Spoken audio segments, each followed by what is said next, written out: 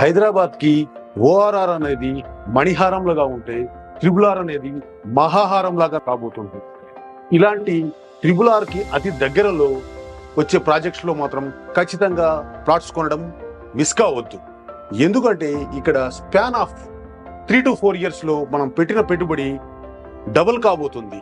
దీని జగమెరిగిన సత్యం. కానీ మనం ఏం చేస్తున్నాము, హైదరాబాద్కి దూరంగా ఉన్నాయని చెప్పేసి కొనడం అనేది ఆలోచిస్తున్నాము. ఎప్పుడు పెట్టుబడి పెట్టాలి, ఇది సరైన సమయమా కాదా అని ఆలోచిస్తున్నాము. కానీ హైదరాబాద్లో పెట్టుబడి అనేది నౌ ఆర్ నెవర్, ఇప్పుడు కాకపోతే మరి ఎప్పుడు కాదు. పూర్తి వివరాలకు సంప్రదించండి. నమస్తే.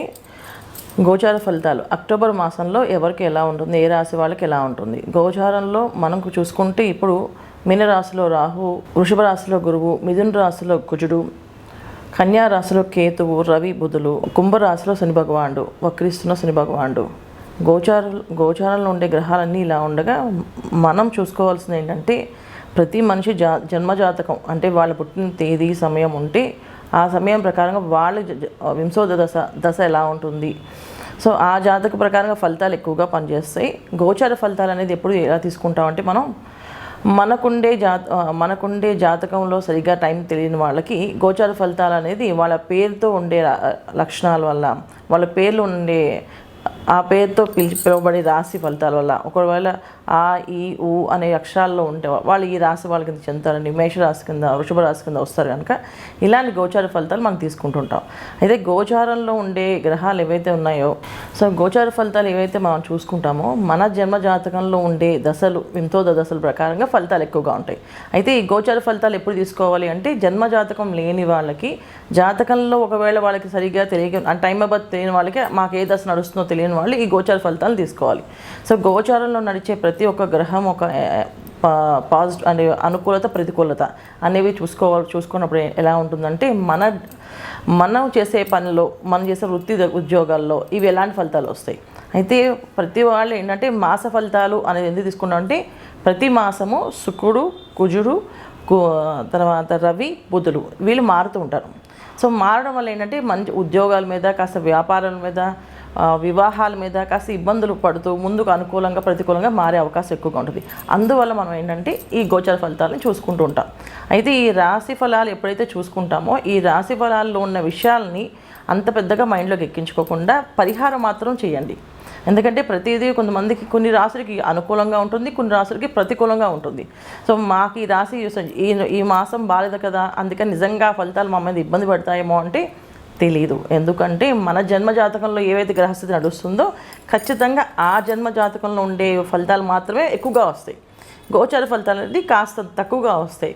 కాకపోతే ఆ ఒక్క ఇబ్బంది అనేది పడతాం ఖచ్చితంగా. వర్షం పడితే గొడుగు పట్టుకుని వెళ్ళినట్టుగా మన లైఫ్లో కాస్తంత ఇబ్బంది వస్తే దానికి మనం పరిహారం చేసుకోవాలి.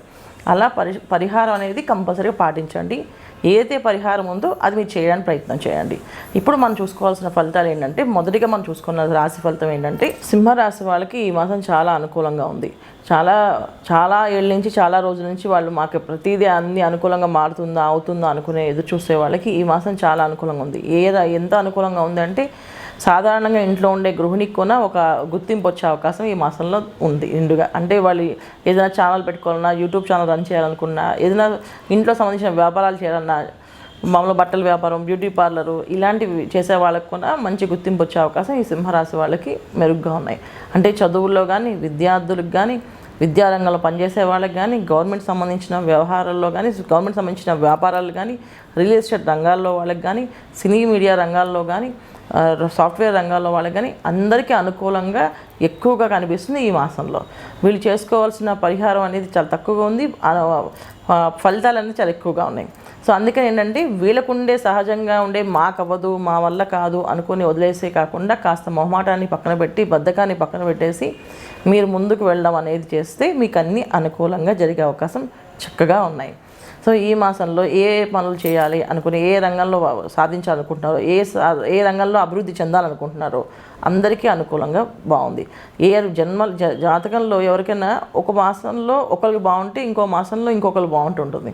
కానీ సింహరాశి వాళ్ళకి చాలా వరకు గ్రహాలు ఎన్ని కొన్ని ప్రతికూలం ఎప్పుడు కనిపిస్తూ ఉంటాయి. అప్పటికి కొన ప్రతికూలంగా కనిపిస్తూ ఇబ్బంది పడుతున్నప్పటికీ కూడా వాళ్ళకు ఉండేదానికి స్తోమత ఏంటంటే మాకు ఇంతే చాలు, ఇంతవరకే ఉందాంలే అనుకునేకుండా కొంచెం ముందుకు వెళ్తే, కొంచెం ఫాస్ట్గా వ్యాపారాలు స్టార్ట్ చేయాలనుకున్న వాళ్ళు వ్యాపారం మొదలు పెడితే చాలా మంచి అభివృద్ధి సాధించే అవకాశం ఎక్కువగా ఉంది.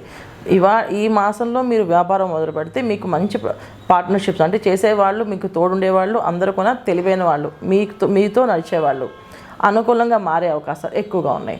సో భార్యాభర్తల మధ్యన అన్యోన్య దాంపత్య జీవితం ఏర్పడే అవకాశం ఉంది. ఆల్రెడీ భార్యాభర్తల మధ్యన విభేదాలు వచ్చి గొడవలు ఇబ్బందులు ఉంటే ఒకసారి మీరు మాట్లాడితే మళ్ళీ అది మీ కాపురం అనేది నిలబడే అవకాశం ఎక్కువగా ఉంది. ఇవైతే విడాకుల దాకా వెళ్ళిన వాళ్ళకున విడాకులు అనేది వద్దు, మేము కలిసే ఉంటాం అనుకునే అంత అవకాశం ఈ మాసంలో ఉంది. ఎవరికి కావాలనుకుంటే వాళ్ళు ఆ ప్రయత్నం చేస్తే ఖచ్చితంగా బంధం అనేది ముడిపడి బలంగా ఉంటుంది.